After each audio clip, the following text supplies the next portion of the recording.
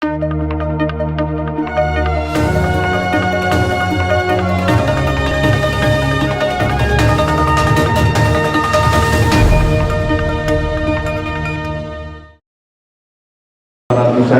kasih sudah.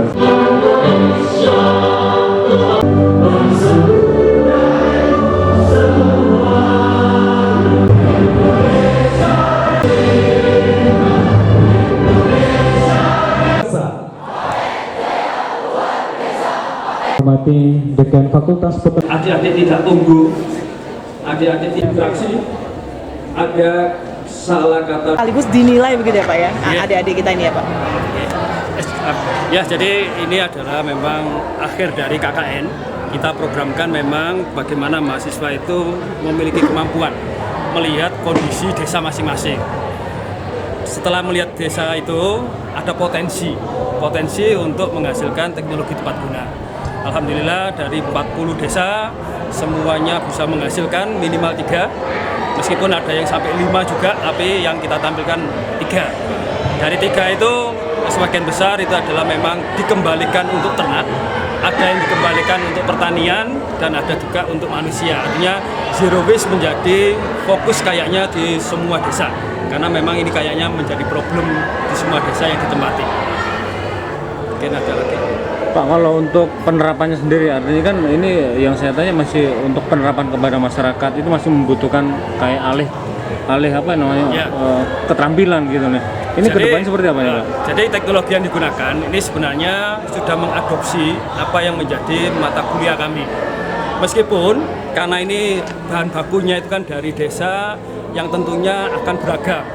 Oleh karena itu tadi Bapak Kepala Bapeda Litbang mengatakan ini nanti akan mana-mana yang potensi akan dikerjasamakan dengan BUMDes, sehingga akan dikembangkan untuk memproduksi di desa itu. Kami juga siap, artinya kalau nanti ada pendampingan lebih lanjut, karena mahasiswa ini kan harus terus mengalir semesternya. Tapi kami sebagai dosen akan bertanggung jawab, akan meneruskan program ini. Ya, siapa? Tanya nama enggak? Nama lengkapnya Pak? Nama lengkap? Muhammad Halim Nasir. Selaku Dekan Fakultas Peternakan Universitas Brawijaya. Terima kasih Pak. Satu. Mungkin yang belakang menyusul. Baik, cukup. Satu aja. Dua hadir ya. Ceknya telu enggak bawa. Halo. Tadi dilaksanakan expo dari UB menindaklanjuti KKN di Magetan. Ada 560 lebih mahasiswa di sini. Jadi memamerkan industri tepat guna di masing-masing lokasi KKN desa. Ya, kita berharap nanti bisa diaplikasikan oleh masyarakat karena cukup bagus juga, khususnya untuk membuat satu penanganan industri pasca panen. Ada beberapa dari sayuran, dari hasil peternakan tadi kan ada yang pada saat mungkin harganya agak jatuh kan bisa disimpan lah dalam bentuk lain hasil industri pasca panen. Sedangkan yang untuk lainnya tadi ada briket dari beberapa bahan limbah, ada dari bundel jagung, ada yang dari sekam, ada yang dari bahan-bahan lain. Nah, terus juga tadi juga ada terkait dengan molase pakan ternak dari limbah. Terus juga ada antibiotik yang sifatnya nabati, jadi dari kearifan lokal. Ini saya kira sangat bermanfaat bagi masyarakat. Kita berharap nanti bisa diaplikasikan di masyarakat. Pak, untuk keberlanjutannya Pak, mungkin tahun depan apa yang diharapkan dari pemerintah daerah? Ya, kita berharap nanti dari UB ini tetap mengirimkan mahasiswanya ke Magetan, tentunya pasti akan berdampak bagus bagi masyarakat, khususnya di desa. Karena kalau pada saat KKN ini kan pasti nilai positifnya ada